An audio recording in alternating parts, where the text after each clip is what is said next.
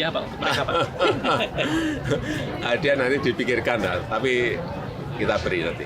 Ya. Karena ini betul-betul ditunggu oleh seluruh masyarakat Indonesia sudah 32 tahun. Terus tadi Pak, rasanya Bapak, perasaan Bapak pribadi gimana Pak waktu nonton Pak? Senang. Waduh, udah teriak-teriak, lompat-lompat.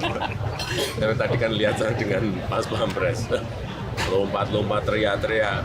Tadi yang dua-dua Pak, dua-dua tadi udah salamin semuanya ternyata Mas Ismail. Tapi alhamdulillah, patut kita syukuri. Ini sebuah proses yang panjang. Ya, sekali lagi selamat.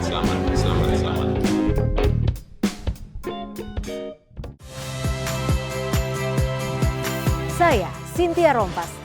Saksikan program-program Kompas TV melalui siaran digital, pay TV, dan media streaming lainnya. Kompas TV, independen, terpercaya.